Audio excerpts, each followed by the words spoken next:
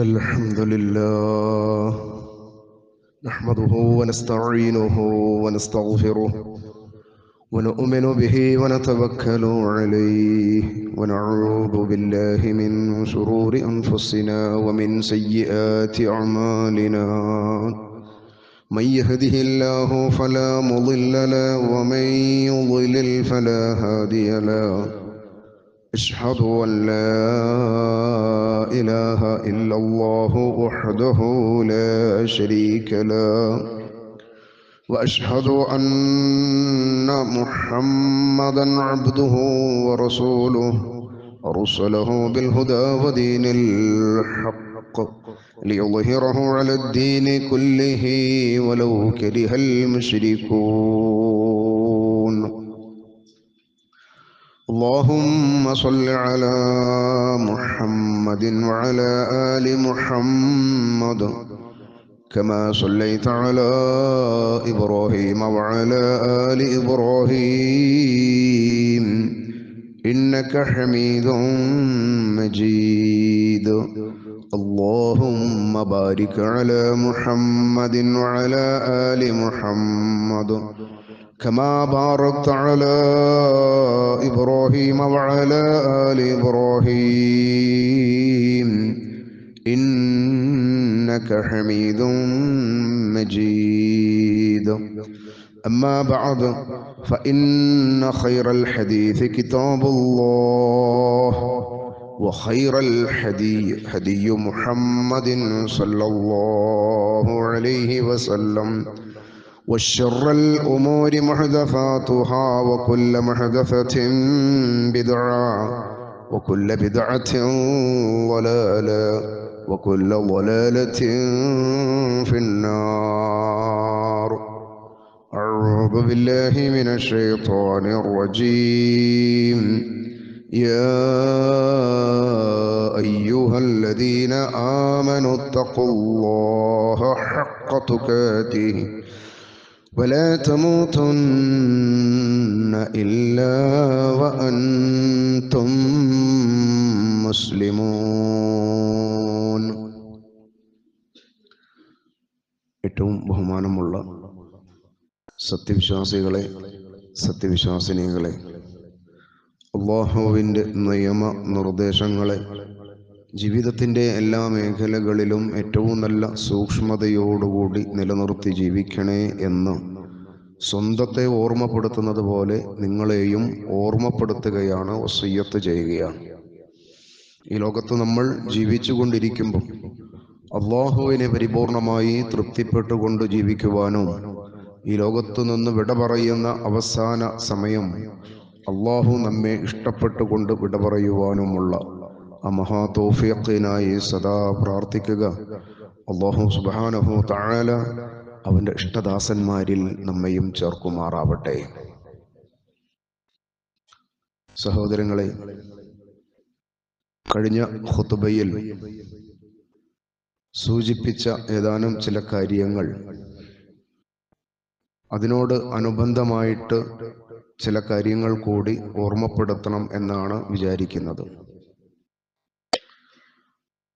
കഴിഞ്ഞ ദിവസം കേരളത്തിലെ ആളുകൾക്ക് മുമ്പിൽ അറിയപ്പെടുന്ന ഒരു പണ്ഡിതൻ, അദ്ദേഹത്തിൻ്റെ ഒരു പ്രഭാഷണത്തിൻ്റെ ഭാഗം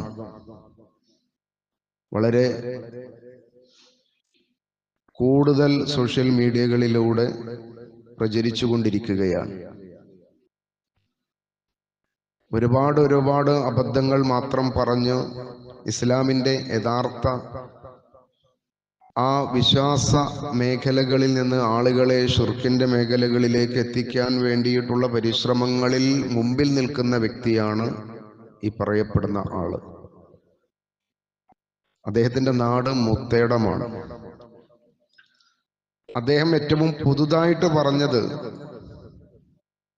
നമ്മുടെ വീടുകളിൽ രാത്രി കാലങ്ങളിൽ വാതിലുകൾ അവസാനമായിട്ട് അടയ്ക്കുമ്പോൾ ആ അടക്കുന്ന വാതിലുകളിൽ നിങ്ങളുടെ ചൂണ്ടുവിരൽ കൊണ്ട് മർനൂഷ് എന്ന് എഴുതുക. എന്നാൽ പിന്നെ നിങ്ങൾക്ക് ആരെയും ഭയപ്പെടേണ്ടതില്ല. ആ വീട്ടിലേക്ക് പിന്നെ കള്ളന്മാർ പ്രവേശിക്കുകയില്ല. ഇത്ര കാലത്തിനിടയിൽ ഒരുപാട് കഥകൾ നമ്മൾ കേട്ടിട്ടും ഇമ്മാതിരി ഒരു കഥ അദ്ദേഹം ആണ് ആദ്യമായിട്ട് പറയുന്നത്. അത് അദ്ദേഹം തന്നെ പറയുന്നുമുണ്ട്. ഇത് നിങ്ങളോട് ഞാൻ പറയാൻ നിങ്ങൾക്ക് ഞാൻ അനുവാദം തന്നിരിക്കുന്നു, ഇങ്ങനെ ചെയ്യാൻ ഞാൻ നിങ്ങൾക്ക് അനുവാദം തന്നിരിക്കുന്നു. എനിക്ക് അനുവാദം തന്നതുപോലെ അദ്ദേഹത്തിന് ആരാണ് അനുവാദം കൊടുത്തത്? അദ്ദേഹത്തിന്റെ ഷെയ്ഖാണ്. അദ്ദേഹത്തിന്റെ ഷെയ്ഖാരാണ് ജിന്ന് ലോകത്തെ ഒരു വലിയ ശക്തിയാണ്, വലിയൊരു പണ്ഡിതനാണല്ലോ. അപ്പൊ ജിന്നുകളോടൊക്കെ ഇങ്ങനെ സാധാരണ വർത്താനം പറഞ്ഞ് ചായ ഒടിച്ച് നടക്കുന്ന ഒരു സംഭവം ഉണ്ട് എന്ന് ആളുകൾക്ക് മുമ്പിൽ ബോധ്യപ്പെടുത്താനാണ്. നമുക്ക് നിങ്ങളെപ്പോലത്തെ ആൾക്കാർ മാത്രമല്ല ഉള്ളത്, വലിയ വലിയ ജിന്നുകളുടെ കൂട്ടത്തിൽ നമ്മൾ സ്ഥിരമായി പങ്കെടുക്കുന്നു. അവരുടെ അനുവാദങ്ങൾ കിട്ടുന്നു, അവരുടെ ഇൽമ്. ഇത് പറയാനാ മൂപ്പർ ഈ കഥ കൊണ്ടുവന്നിട്ടുള്ളത്. ആദ്യമായിട്ടാണ് ഇത് കേൾക്കുന്നത്. കാരണം മൂപ്പറിനെ പറയുന്നു, ഞാൻ നിങ്ങൾക്ക് ഇപ്പോൾ അതിന് അനുവാദം തന്നിട്ടുണ്ട് എന്ന. ഇതുപോലത്തെ ഒരുപാട് കഥകൾ കേട്ടു പരിചയമുള്ളവരാണ് കേരളത്തിലെ മുസ്ലിങ്ങൾ, പ്രത്യേകിച്ച് മുസ്ലിങ്ങൾ. ഇവിടുത്തെ ഹൈന്ദവരിൽ, ഇവിടുത്തെ ക്രൈസ്തവരിൽ പോലും ഇത്രയധികം അന്ധവിശ്വാസങ്ങൾ ഇല്ല എന്നതാണ് സത്യം. നമ്മൾ പറയും പലപ്പോഴും മുസ്ലിങ്ങൾ എന്ന് പറഞ്ഞാൽ അന്ധവിശ്വാസങ്ങളിൽ നിന്ന് മുക്തമായവരാണ് എന്നാണ്. അതാണ് സത്യം, യാഥാർത്ഥ്യം അതാണ്. ഒരാൾ മുസ്ലിം ആയി കഴിഞ്ഞാൽ അതിനു മുമ്പുള്ള മുഴുവൻ അന്ധവിശ്വാസങ്ങളെയും അവൻ ഒഴിവാക്കി. പിന്നെ അവനൊരൊറ്റ വിശ്വാസമേ ഉള്ളൂ, ലാ ഇലാഹ ഇല്ലല്ലാഹ്, അല്ലാഹു അല്ലാതെ എന്റെ ജീവിതത്തിൽ ആ റബ്ബിനെയല്ലാതെ ഞാൻ ആരാധിക്കുകയില്ല. അതിന് തരപ്പെട്ടവൻ വേറെ ആരുമില്ല, അവന് മാത്രമേ ഉള്ളൂ. അത് പഠിപ്പിച്ചവ മഹാപ്രഭുവാണ് മുഹമ്മദുർ റസൂലുള്ളാഹി സ്വല്ലല്ലാഹു അലൈഹി വസല്ലം. അതുകൊണ്ട് തന്നെ ആ വിശ്വാസം ഒരാൾ ഏറ്റെടുത്ത് പ്രഖ്യാപിച്ചു കഴിഞ്ഞാൽ, ഒരാൾ വിശ്വാസിയാവണമെങ്കിൽ അതിന്റെ ഏറ്റവും പ്രഥമമായ നിബന്ധന നിർബന്ധമായിട്ടും അവൻ സ്വന്തം അവന്റെ മനസ്സുകൊണ്ട് അത് അംഗീകരിക്കണം എന്നതാണ്. ഞാൻ മുസ്ലിമാകാൻ പോവുകയാണ് എന്നവന്റെ ഹൃദയം കൊണ്ട് അവൻ ഉറപ്പിക്കണം എന്നതാണ്. എന്നിട്ട് പിന്നെ പ്രഖ്യാപിച്ചാൽ മതി എന്നാണ്. പിന്നെ പ്രഖ്യാപിച്ചാൽ മതി. പ്രഖ്യാപനം അല്ല ആദ്യം വേണ്ടത്. ആദ്യം വേണ്ടത് ഉറപ്പാണ്. കാരണം അതിനു മുമ്പ് തന്റെ ജീവിതത്തിൽ ഉണ്ടായിട്ടുള്ള എല്ലാ വേണ്ടാവൃത്തികളും, എല്ലാ അധാർമികതകളും, മോശമായ എല്ലാ പ്രവൃത്തികളും ഇനിമേൽ ഞാൻ ഈ ദുനിയാവിൽ എന്റെ ജീവിതത്തിൽ ഒരിക്കലും അറിഞ്ഞുകൊണ്ട് ചെയ്യുകയില്ല. കാരണം അതിന് എന്റെ റബ്ബിന്റെ മുമ്പിൽ തീർച്ചയായിട്ടും ഞാൻ മറുപടി പറയേണ്ടവനാണ് എന്ന ബോധ്യമാണ് ഒരാളെ വിശ്വാസിയാക്കുന്നതിന്റെ ഒന്നാമത്തെ അടിസ്ഥാനം. അതാണ് അടിസ്ഥാനം. അതവന് മനസ്സിൽ ഉറപ്പിച്ചു കഴിഞ്ഞാൽ പിന്നെ അവന് പ്രഖ്യാപിക്കാം, ഞാനൊരു മുസ്ലിമാണ്. അതോടുകൂടി എല്ലാ അന്ധവിശ്വാസങ്ങളിൽ നിന്നും അവൻ രക്ഷപ്പെട്ടു. എന്നാൽ ഇന്ന് മുസ്ലിം സൊസൈറ്റിയിലെ ആളുകളെ ഒന്ന് തരം തിരിച്ചാൽ അവർക്കിടയിലുള്ള അത്ര അന്ധവിശ്വാസം ഇവിടുത്തെ ഹൈന്ദവരിലില്ല. ഞാൻ ഇങ്ങനെ പറയണത്, എനിക്ക് ഒരുപാട് സുഹൃത്തുക്കളുണ്ട്, സഹോദരങ്ങളുണ്ട്. അവരുമായിട്ടൊക്കെ സംസാരിക്കുമ്പോൾ അവരിങ്ങോട്ട് പറയാ, നിങ്ങൾ മുസ്ലിങ്ങളാണെന്ന് പറയും ചെയ്യും, എല്ലാ അന്ധവിശ്വാസങ്ങളും വെച്ച് പുലർത്തുകയും ചെയ്യും. ഞങ്ങളുടെ കൂട്ടത്തിൽ ഇത്ര ഇല്ല കേട്ടോ. അവരുടെ വിശ്വാസം, അവരുടെ ഒന്നാമത്തെ വിശ്വാസം തന്നെ അന്ധവിശ്വാസമാണ്. അതിനേക്കാൾ വലിയൊരു അന്ധവിശ്വാസം പിന്നെ അവർക്ക് വേറെ വരാനില്ല. കാരണം ഏതോ ഒരു മനുഷ്യന്റെ രചനയിൽ രൂപപ്പെട്ട ഒരു ചിത്രമാണ് ഈ ലോകത്തിന്റെ മുഴുവനും സംവിധായകൻ, അതിനെ സംവിധാനിക്കുന്നവൻ, അതിനെ നിയന്ത്രിച്ചു കൊണ്ടിരിക്കുന്നവൻ എന്ന വിശ്വാസം തന്നെ അതിനുമേൽ ഇനി ഒരു അന്ധവിശ്വാസം വരാനില്ലാത്ത അത്ര അബദ്ധമായ വിശ്വാസമാണ്. അതുകൊണ്ട് ഇനി അവർക്ക് അന്ധവിശ്വാസത്തിന്റെ വേറെ ആവശ്യമില്ല. അവരെ സംബന്ധിച്ചിടത്തോളം അതുതന്നെയാണ് അവരുടെ പിഴച്ച, അവർക്ക് സ്വർഗം നഷ്ടപ്പെടാനുണ്ടാകുന്ന കാരണത്തിന്റെ ഒന്നാമതായി നിൽക്കുന്നത്. ഈ ലോകത്തിന്റെ പരിപാലകൻ അത് ഏകനായ അല്ലാഹു മാത്രമാണ്. അവനറിയാതെ ഒന്നും സംഭവിക്കില്ല. അവനറിയാത്ത ഒന്നിനും ഇഴഞ്ഞു കയറാനോ നുഴഞ്ഞു കയറാനോ സാധ്യമല്ല എന്ന തെളിഞ്ഞ വിശ്വാസം നഷ്ടപ്പെടുന്നത് തന്നെ ഏറ്റവും വലിയ അന്ധവിശ്വാസത്തിന്റെ ഭാഗമാണ്. എന്നാൽ മുസ്ലിം വീടുകളെ നിങ്ങൾ ഒന്ന് തരം തിരിച്ചു നോക്കൂ. നമ്മുടെ ഒക്കെ മഹല്ലുകളിൽ, ആ മഹല്ലുകളിൽ ഓരോ വീടുകളിലും, ആ വീടിന്റെ ഓരോ മൂലകളിലും എത്രയെത്ര കുപ്പികളാണ് കുഴിച്ചിട്ടിട്ടുണ്ടാവുക, എത്ര എല്ലും കഷ്ണങ്ങളാണ് തൂക്കിയിട്ടുണ്ടാവുക, എത്ര കള്ളിമുള്ള് ചെടികളാണ് വെട്ടിമുറിച്ച് കെട്ടിത്തൂക്കിയിട്ടുള്ളത്. വേണ്ട, നന്നായിട്ട് കായ്ക്കുന്ന ഒരു പപ്പായ മരമുണ്ടെങ്കിൽ ആ പപ്പായ മരത്തിൽ ഒരു കറുത്ത തുണി കൊണ്ട് ഒന്ന് കെട്ടിക്കൊടുത്തില്ലെങ്കിൽ സമാധാനമില്ലാത്ത എത്ര ഉമ്മമാരുണ്ട്. നമ്മുടെ വീട്ടിൽ നാൽക്കാലികളെ വളർത്തുന്ന ആളുകളുണ്ടെങ്കിൽ ആടിനെയും അതുപോലെയുള്ള മൃഗങ്ങളെയും വളർത്തുന്ന മുസ്ലിം കുടുംബത്തിൽ ആ ആടുകളുടെ കഴുത്തിൽ ഏതോ ഒരുത്തൻ ഊതിക്കൊടുത്ത ഒരു ചരട് കെട്ടാതിരുന്നാൽ ഈ ആടുകൾക്ക് രോഗം വരുന്നുവെന്ന് വിശ്വസിക്കാത്ത എത്ര മുസ്ലിങ്ങളുണ്ട്. അവരെയും മുസ്ലിങ്ങളായിട്ടാണല്ലോ പരിഗണിക്കുന്നത്. എന്തുകൊണ്ടാണ് അവർക്ക് ഈ തരത്തിലുള്ള ഒരുപാട് അബദ്ധമായ വിശ്വാസങ്ങൾ അവരിലേക്ക് എത്തിപ്പെടാനുള്ള കാരണം? ഇവിടത്തെ മുസ്ലിം പുരോഹിതന്മാരിൽ ബഹുഭൂരിപക്ഷം വരുന്ന പുരോഹിതന്മാർ കാലചെറുപ്പത്തിലെ ഈ തരത്തിലുള്ള കള്ളക്കഥകൾ പറഞ്ഞ് അവരെ വിശ്വസിപ്പിച്ചു. ഈ കാലഘട്ടത്തിൽ ഇന്നലെ അല്ലെങ്കിൽ മിനിഞ്ഞാന്ന് ഇതുപോലെ ഒരു മഹാ അബദ്ധം ആളുകൾക്ക് മുമ്പിൽ പറയാൻ ഭയപ്പാടില്ലാത്ത പണ്ഡിതന്മാർ ഉണ്ടെങ്കിൽ കുറച്ചു കാലം അങ്ങോട്ട് പോയി കഴിഞ്ഞാൽ ഒരു 50-60 വർഷം മുമ്പ് ഉണ്ടായിരുന്ന പുരോഹിതന്മാർ പറഞ്ഞു പറ്റിച്ചിരുന്ന കഥകൾ എത്രയായിരുന്നു? എന്തൊക്കെ പേരുകൾ നമുക്കിപ്പോഴും കാണാപ്പാഠം അറിയാം. ഒരുപക്ഷെ പുതിയ ന്യൂ ജനറേഷന് ഈ പേരുകളൊന്നും അറിയില്ല. കാരണം എന്താ? അതും നമ്മൾ അന്വേഷിക്കണം. എന്തുകൊണ്ട്?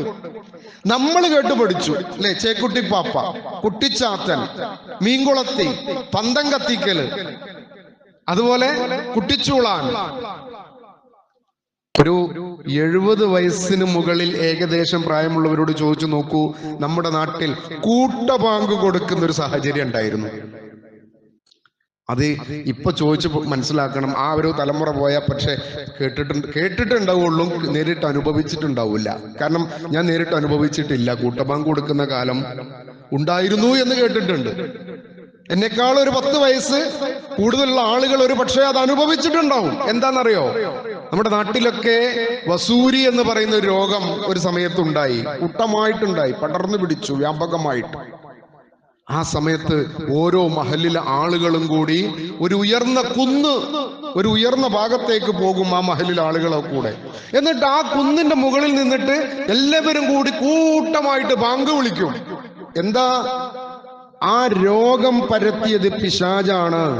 അതുകൊണ്ട് ഈ ബാങ്ക് കേൾക്കുന്നതോടുകൂടി ഈ പിശാചുക്കൾ ഇവിടുന്ന് പോകും, രോഗം മാറും. അങ്ങനെ ഒരു വിശ്വാസം ഉണ്ടായിരുന്നു. അങ്ങനെ ചെയ്തു, പ്രവർത്തിച്ചു. 4 കൂടിയ വഴി. അന്ന് വെയിലിയാണ്. ഇന്ന് വെയിലി എന്ന് പറഞ്ഞാൽ പോലും നമ്മുടെ പുതിയ മക്കൾക്ക് അറിയില്ല. കാരണം അവരുടെ കാഴ്ചയിൽ മുഴുവനും വൻ മതിലുകളാണ്. അതുകൊണ്ട് തന്നെ വേലി എന്ന് പറഞ്ഞാൽ അവർക്ക് ഇനി കാണിച്ചു കൊടുക്കേണ്ടി വരും. എവിടെങ്കിലും ഉണ്ടെങ്കിൽ കൊണ്ടിട്ട് ഇതാണ് മക്കളെ ഒരു കാലഘട്ടത്തിൽ അതിരുകൾ സ്ഥാപിച്ചിരുന്ന അന്നത്തെ മതിൽക്കെട്ടുകൾ എന്ന്. ഈ 4 വേലികളും കൂടി സംഗമിക്കുന്ന സ്ഥലത്ത് ഒഴിഞ്ഞു കൊണ്ടുപോയിടാൻ പറഞ്ഞിട്ട് കൊണ്ടുപോയിട്ട ഒരു കൂട്ടത്തിൽ ഞാനുണ്ട്. അവിടുന്ന് പിന്നെ തിരിഞ്ഞു നോക്കാതെ വീട്ടിലേക്ക് വരണം. ആര് വിളിച്ചാലും തിരിഞ്ഞു നോക്കാൻ പാടില്ല പിന്നെ. കാരണം ഈ വിളിക്കുന്നത് നീ അവിടെ ഉപേക്ഷിച്ച ആ പിശാച് തന്നെയാണ്. തിരിഞ്ഞു നോക്കിയാൽ പിന്നെയും പിശാച് നിന്റെ കൂടെ വരും. ഇങ്ങനെയൊക്കെ പറഞ്ഞു പറ്റിച്ചിരുന്നൊരു കാലം ഉണ്ടായിരുന്നു. ആ ഒരു കാലത്തിന് കുറെയൊക്കെ മാറ്റം വന്നത് പരിശുദ്ധ ഖുർആനിനെ കൊണ്ട് ആളുകൾക്ക് എന്താണ് ഇസ്ലാം എന്ന് പറഞ്ഞു കൊടുക്കാൻ ഒരു ചെറിയ സംഘം ആളുകൾ അതിന് തയ്യാറായി. അവർക്കന്ന് ഒരുപാട് ബുദ്ധിമുട്ടുകൾ ഏറ്റുപിടിക്കേണ്ടി വന്നു. അവർക്ക് സുഖകരമായിട്ട് ഈ പ്രബോധനവുമായി മുന്നോട്ട് പോകാൻ കഴിഞ്ഞിട്ടില്ല. CP ഉമർ സുല്ലമി അടക്കമുള്ള ആളുകൾക്ക് പൊന്നാനിയിൽ വെച്ച് കൂട്ടമായിട്ട് അടി കിട്ടിയിട്ടുണ്ട്. സെയ്ദു മൗലവിയെ കഴുത്തിലേക്ക് പടക്കമാല ഇട്ടുകൊടുത്ത്, കത്തിച്ച പടക്കമാല കഴുത്തിലേക്ക് ഇട്ടുകൊടുത്ത് ആ പടക്കം ശരീരത്തിൽ നിന്ന് പൊട്ടിയതിന്റെ പ്രയാസങ്ങൾ അനുഭവിക്കേണ്ടി വന്നിട്ടുണ്ട്. എന്തിന്റെ പേരിലാ? കൂട്ടരെ, അള്ളാഹുവിനെ മാത്രം നിങ്ങൾ ഭയപ്പെട്ടാൽ മതി എന്ന് പറഞ്ഞതിന്റെ പേരിൽ മാത്രം. ആരുടെ അടുത്തെന്ന്? ആരാ ഉപദ്രവിച്ചത്? മുസ്ലിങ്ങളാണ് എന്ന് പറയുന്ന ആളുകളാ ഉപദ്രവിച്ചത്. അള്ളാഹു മാത്രം മതി എന്ന് പറയാൻ നീ ആരാ? നീ പിഴച്ചവനാ എന്ന് പറഞ്ഞുകൊണ്ടാണ് അവരെ അന്ന് ആട്ടി ഓടിച്ചത്. പക്ഷേ ആ ആട്ടിയോടിക്കലിൽ ഭയപ്പെട്ട് അവരെങ്ങാനും പിന്മാറിയിരുന്നുവെങ്കിൽ ഇന്ന് നമ്മുടെയൊക്കെ അവസ്ഥ വല്ലാത്ത അപകടത്തിലാകുമായിരുന്നല്ലോ. ആലോചിച്ച് നോക്കൂ. ഇന്ന് എന്തുകൊണ്ടാണ് നമുക്ക് ഈ തരത്തിലുള്ള ഒരുപാട് അന്ധവിശ്വാസങ്ങൾ കേൾക്കേണ്ടി വരാതിരുന്നത് എന്ന ചോദ്യത്തിന് ആ കാലഘട്ടത്തിൽ പരിശുദ്ധ ഖുർആൻ കൊണ്ട് മുഹമ്മദുർ റസൂലുള്ളാഹി സ്വല്ലല്ലാഹു അലൈഹി വസല്ലം ഏതൊരു തരത്തിലാണോ തന്റെ മുമ്പിലുണ്ടായിരുന്ന അന്ധവിശ്വാസികളെ പറഞ്ഞ് അവർക്ക് കൃത്യമായിട്ടുള്ള ബോധനം നൽകിയത്, ആ രീതി കേരളത്തിൽ ഒരു വിഭാഗം പണ്ഡിതന്മാർ പിന്തുടർന്നപ്പോൾ മുഹമ്മദ് റസൂലുള്ളയുടെ ദഅവത്തിനെ അതുപോലെ ഇവിടെയുള്ള ആളുകൾക്കിടയിൽ പറഞ്ഞപ്പോൾ ഒരുപാട് ആളുകൾക്ക് അതിൽ നിന്ന് അന്ധവിശ്വാസങ്ങളിൽ നിന്ന് രക്ഷപ്പെടാൻ സാധിച്ചു.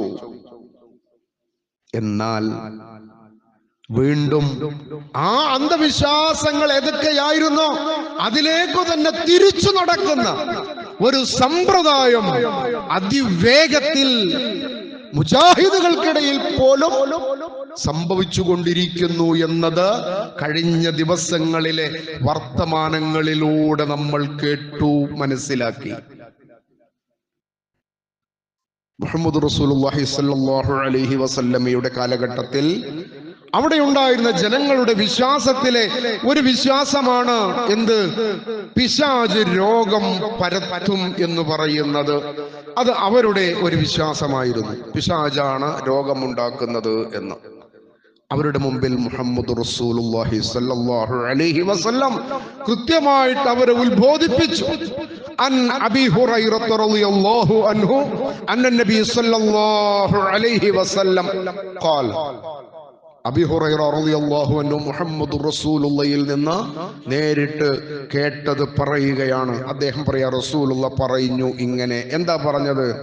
ലാ അദുവ, പിശാചുക്കൾ രോഗം പരത്തുന്ന സമ്പ്രദായം ഇല്ല. ആരോടാ പറയണത്? പിശാചുക്കളെ ഭയപ്പെട്ട് അവരാണ് രോഗകാരണമെന്ന് വിശ്വസിച്ച് നടക്കുന്ന ഒരു വലിയ സമൂഹത്തിന്റെ മുമ്പിൽ റസൂലുള്ള പറയാ, നിങ്ങൾ പിശാചിനെ പേടിക്കേണ്ട വിഷയത്തിൽ. പിശാച് രോഗം പരത്തുന്നതില്ല, അതിനുള്ള കഴിവവനില്ല. പിന്നെയോ വല ത്വയ്റത, നിങ്ങൾ അപലക്ഷണം എന്ന് പറഞ്ഞുകൊണ്ട് ആ കാര്യങ്ങൾ അന്വേഷിക്കുന്ന സമ്പ്രദായവും വേണ്ട. വീട്ടിൽ നിന്നൊരു കാര്യത്തിന് പുറപ്പെടുമ്പോ പലതരത്തിലുള്ള ലക്ഷണം നോക്കുന്ന സമ്പ്രദായം ജാഹിലിയ കാലഘട്ടത്തിലെ വളരെ പ്രധാനപ്പെട്ട ഒന്നായിരുന്നു. അതിന്റെ ചില ഭാഗങ്ങളാണ് നമ്മുടെയൊക്കെ നാട്ടിലും കറുത്ത പൂച്ചയെ പറ്റി പറഞ്ഞു കേട്ടിരുന്നത്. ഇന്ന് കറുത്ത പൂച്ചക്ക് പ്രശ്നമില്ല. ഇന്ന് കറുത്ത പൂച്ചനെ വീട്ടിൽ വരെ വളർത്തുന്നുണ്ട് ആളുകൾ. നല്ല സുന്ദരമായിട്ടുള്ള പൂച്ചയാണെങ്കിൽ കറുപ്പും വെളുപ്പും ചുവപ്പൊന്നും ഒരു പ്രശ്നമല്ല. കറുത്ത പൂച്ച അപലക്ഷണത്തിൻ്റെതാണ്. അതെങ്ങാനും നമ്മൾ ഇറങ്ങുന്ന സമയത്ത് മുമ്പിലൂടെ ഒന്ന് പാഞ്ഞാൽ അന്ന് യാത്ര അവസാനിപ്പിച്ചു പിന്നൊരു ദിവസത്തേക്ക് മാറ്റിവെക്കുന്ന മുസ്ലിങ്ങൾ കേരളത്തിലുണ്ടായിരുന്നു. ഇന്ന് പൂച്ച പായുകയാണെന്നുണ്ടെങ്കിൽ ഇവിടുത്തെ സാധാരണക്കാരനായ മുസ്ലിം പോലും പറയും, പൂച്ചക്ക് എന്തോ എന്നെക്കാൾ അത്യാവശ്യം ഉണ്ടായതുകൊണ്ട് എന്റെ മുമ്പിൽ പാഞ്ഞതാ, അതിനപ്പുറം ഒന്നുമില്ല.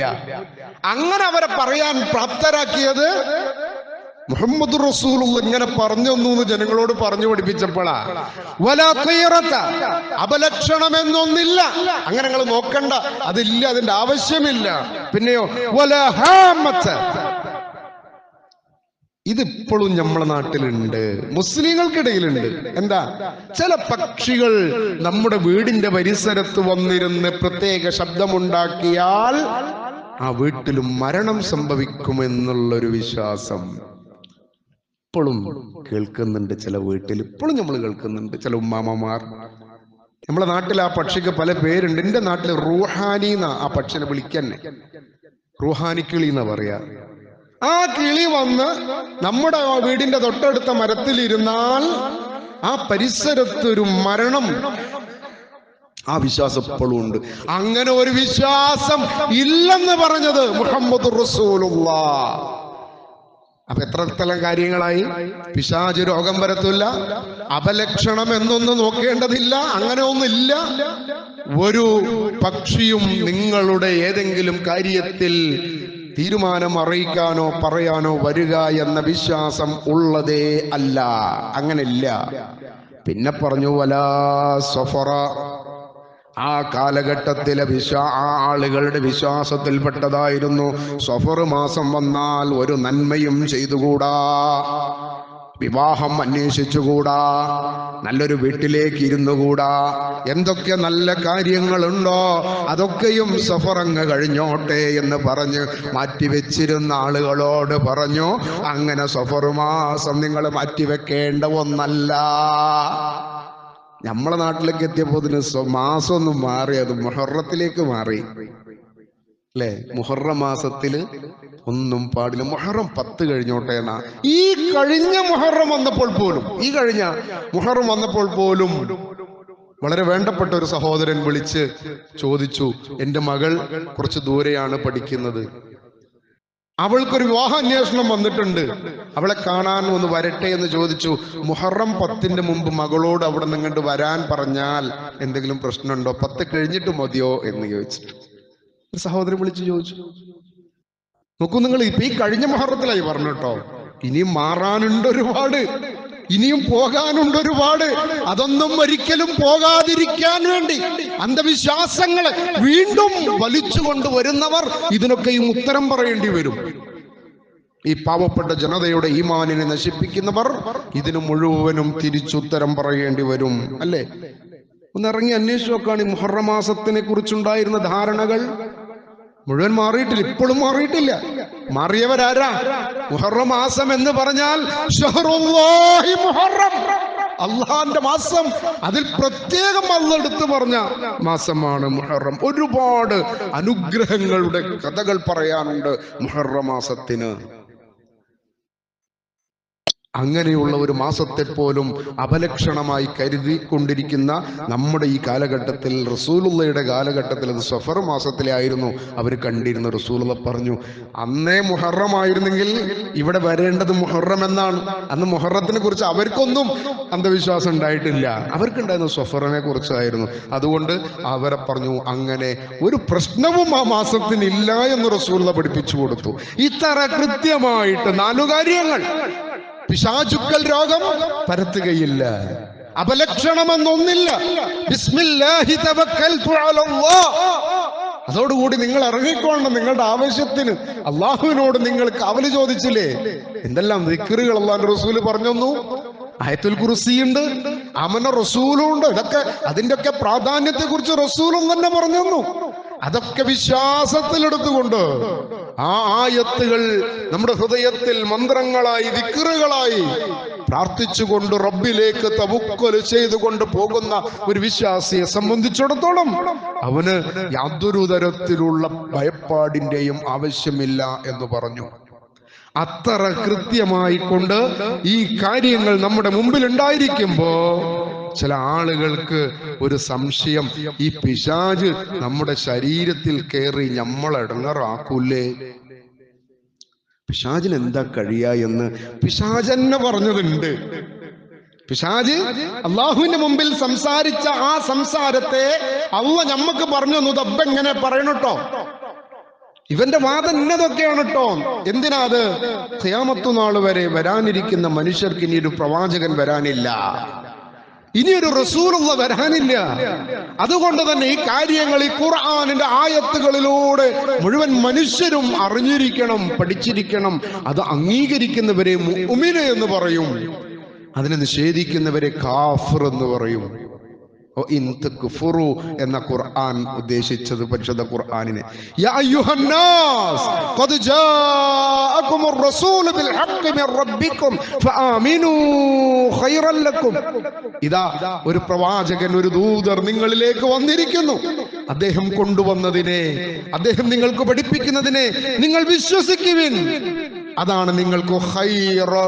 വ ഇൻ തക്ഫുറൂ, നിങ്ങൾ നിഷേധിക്കുകയാണെങ്കിലോ ഫഇന്ന ലില്ലാഹി മാ ഫിസ് സമാവാതി വൽ അർദ്, ആകാശങ്ങളും ഭൂമിയും അല്ലാഹുവിന്റെ ആധിപത്യത്തിലാണ് എന്ന് നിങ്ങൾ മനസ്സിലാക്കിയാൽ മതി എന്ന് മുഴുവൻ ആ ഒറ്റ വർത്താനത്തിലുണ്ട്. എന്തേ? നിഷേധിച്ചുകൊണ്ട് നിങ്ങൾക്ക് രക്ഷപ്പെടാമെന്ന് വിചാരിക്കണ്ട. പിടുത്തം ആകാശങ്ങളും ഭൂമിയും, അതിനപ്പുറം നിങ്ങൾക്ക് പോകാൻ സ്ഥലമുണ്ടോ? ഉണ്ടെങ്കിൽ നിങ്ങളൊന്ന് പോകൂ, ഞാനൊന്ന് നോക്കട്ടെ എന്ന് സൂറത്തുർ റഹ്മാനിൽ അല്ലാഹു പറഞ്ഞു. അവിടെ ഈ ജിന്നുകളെ കൂടി വിളിച്ചിട്ടാ പറഞ്ഞത്. യാ മഅ്ശറൽ ജിന്നി വൽ ഇൻസ്, ഓ ജിന്ന് സമൂഹമേ, മനുഷ്യ സമൂഹമേ, നിങ്ങൾക്ക് കഴിയുമെങ്കിൽ നിങ്ങളൊന്ന് രക്ഷപ്പെടും. ഈ ഭൂമി ആകാശത്തിലൂടെയോ ഭൂമിയിലൂടെയോ നമ്മളെ കൊണ്ട് സാധിക്കൂല. അപ്പൊ വിശ്വസിക്കുന്ന ആളുകളെ മുഅ്മിനെന്നും നിഷേധിക്കുന്ന ആളുകളെ കാഫിർ എന്നും അല്ലാഹു പരിചയപ്പെടുത്തി തന്നു. അതുകൊണ്ട് തന്നെ ഈ കാര്യങ്ങൾ ഇനി ഖിയാമത്ത് നാൾ വരെ പറഞ്ഞു പഠിപ്പിക്കേണ്ടുന്ന ബാധ്യത പരിശുദ്ധ ഖുർആനിലൂടെയാണുള്ളത്. അത് മുഹമ്മദ് റസൂലുള്ളാഹ് കൃത്യമായി നമുക്ക് പറഞ്ഞു തരികയും ചെയ്തു. ഇവിടെ എന്താണ് പരിശുദ്ധ ഖുർആനിലെ സൂറത്ത് ഹിജ്റിലെ അതിന്റെ 39-ാമത്തെ ആയത്തിൽ അല്ലാഹു സുബ്ഹാനഹു തആല ഒരു കാര്യം പറഞ്ഞു തരാം. ഈ ഇബ്ലീസ് അല്ലാഹുവിനെ ധിക്കരിച്ചു. ഇതിന്റെ തൊട്ടു മുകളിലത്തെ ആയത്തിൽ ആ കാര്യം പറയുന്നുണ്ട്. ആ കാര്യത്തിൽ അല്ലാഹു സുബ്ഹാനഹു തആല ഇബ്ലീസിനോട് ചോദിക്കുന്നുണ്ട്, യാ ഇബ്ലീസ്, ഖാല യാ ഇബ്ലീസ് മാ ലക അല്ലാ തകൂന മഅസ് സാജിദീൻ. ഇബ്ലീസിനോട് ചോദിക്കുകയാണ്, എന്താ നീ ആ സുജൂദ് ചെയ്തവരുടെ കൂട്ടത്തിൽ പെടാതെ പോയത്? അപ്പൊ ഇബ്ലീസിന്റെ കാരണം പറയുന്നുണ്ട്. നീ ആ ആദമിനെ മണ്ണുകൊണ്ടല്ലേ റബ്ബേ ഉണ്ടാക്കിയത്, ഞാനാണെങ്കിൽ അതിനേക്കാൾ കുറച്ചും കൂടി അന ഖൈറും മിൻഹു, അവനേക്കാൾ കുറച്ചും കൂടി മെച്ചപ്പെട്ടവന് ഞാനായിരുന്നില്ലേ? പിന്നെ എങ്ങനെ?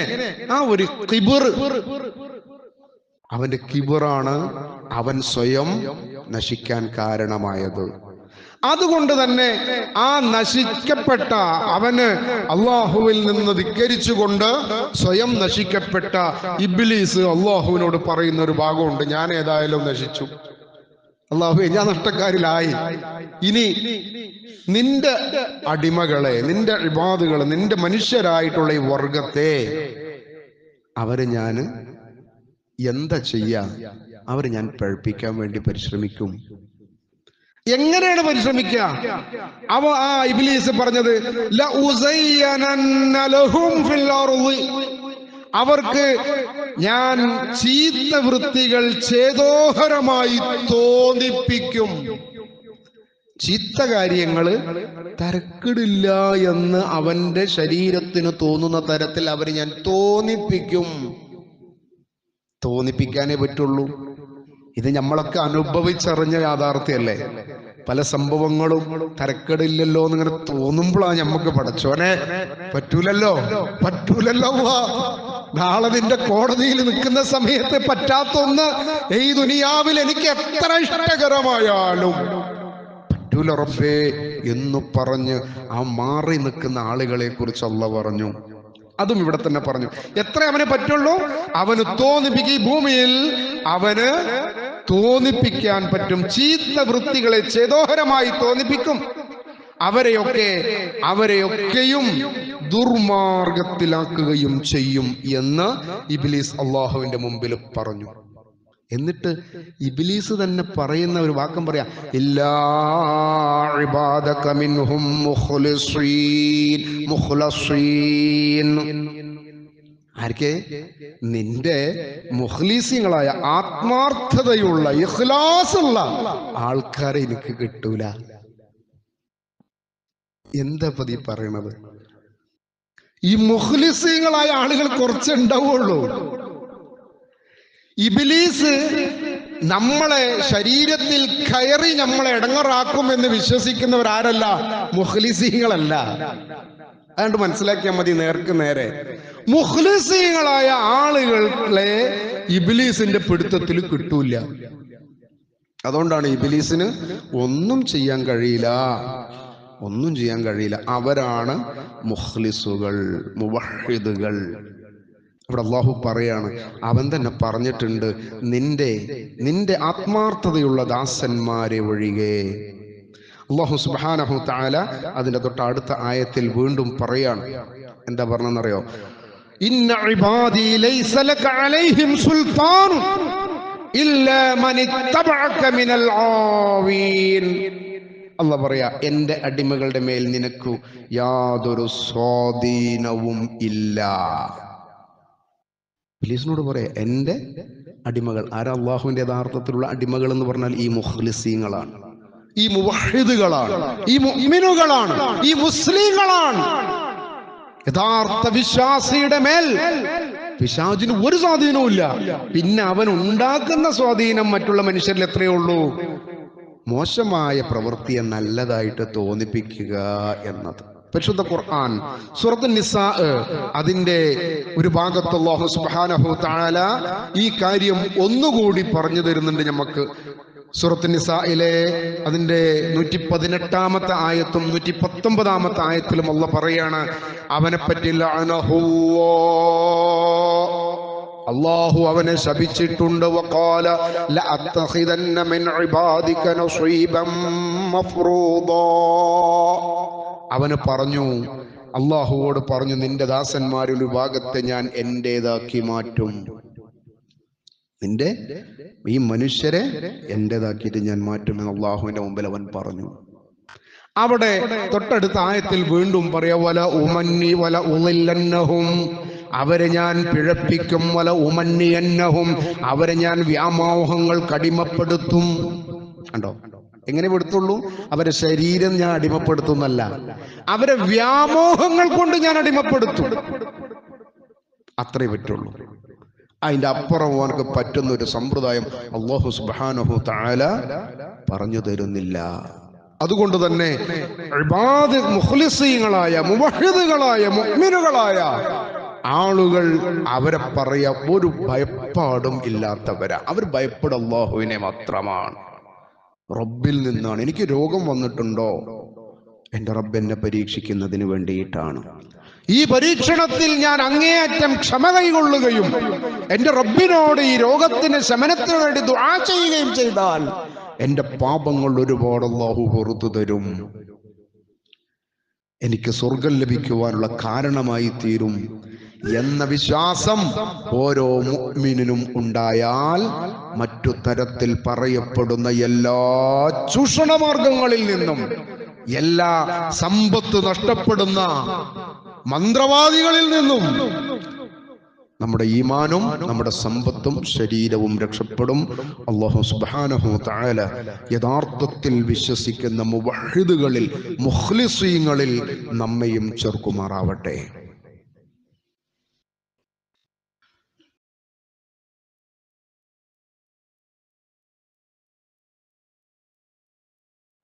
അൽഹംദുലില്ലാഹ് الذي هدانا لهذا وما كنا لنهتدي لولا أن هدانا الله.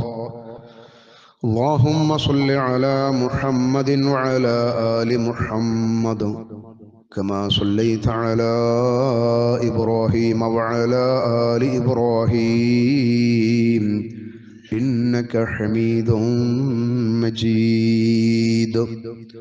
أما بعد فاتقوا الله عباد الله. സഹോദരങ്ങളെ സഹോദരിമാരെ, അള്ളാഹുവിനെ സൂക്ഷിക്കണേ എന്ന് ഒരിക്കൽ കൂടി ഓർമ്മപ്പെടുത്തുകയാണ്. ഓരോ ദിവസങ്ങളിലും നമ്മൾ ഉയർത്ത് എഴുന്നേൽക്കുമ്പോൾ, വീണ്ടും ഒരു ജീവിതത്തിലേക്ക് വരുമ്പോൾ നമ്മൾ അള്ളാഹുവിനെ സ്തുതി പറഞ്ഞുകൊണ്ടാണ് എഴുന്നേറ്റ് വരുന്നത്. ഈ സ്തുതി പറഞ്ഞുകൊണ്ട് എഴുന്നേറ്റ് വരുന്ന നമ്മൾ ആ ദിവസത്തെ അവസാനിപ്പിക്കുമ്പോൾ വീണ്ടും നമ്മൾ ഒരു ഉറക്കത്തിലേക്ക് ഒരു വിശ്രമത്തിലേക്ക് പോകുന്ന ആ ഒരു ദിവസം ആ റബ്ബിനു വേണ്ടി നമ്മൾ എന്തൊക്കെയാണ് ചെയ്തിട്ടുള്ളത് എന്നതിനെ കുറിച്ച് സ്വയം ഒരു വിചാരണ നല്ലതാണ് ഓരോ ദിവസവും. കാരണം ഇതുപോലത്തെ ഒരു ദിവസം നമ്മൾ ഇവിടുന്ന് തിരിച്ചു പോകേണ്ടവരാണ്.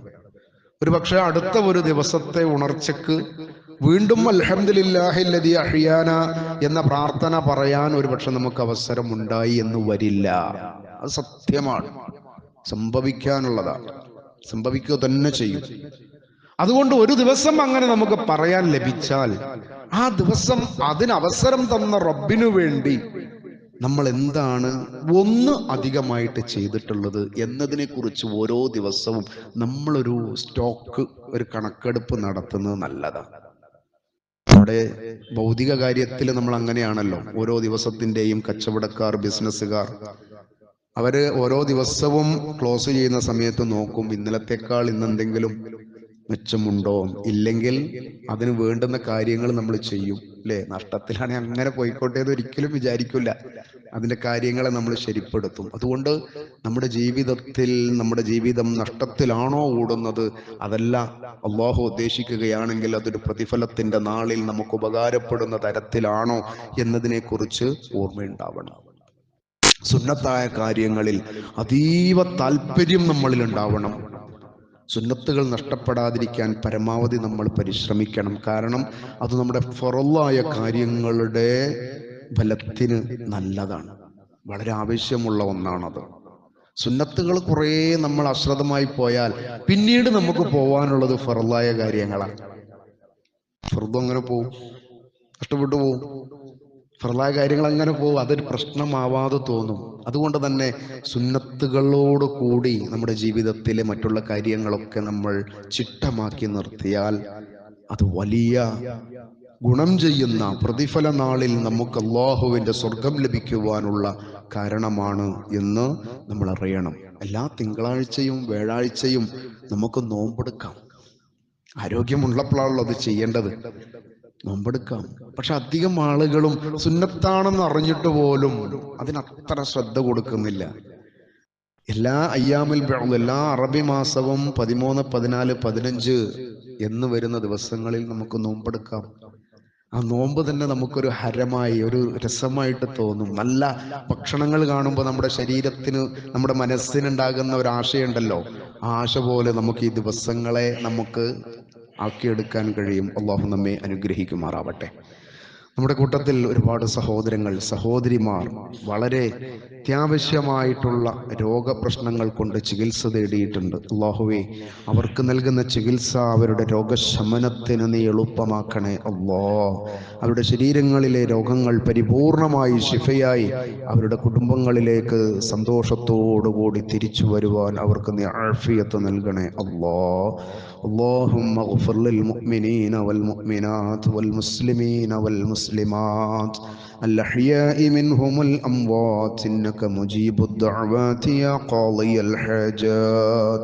اللهم ربنا تقبل منا إنك أنت السميع العليم وتب علينا إنك أنت التواب الرحيم. آمين برحمتك يا أرحم الراحمين.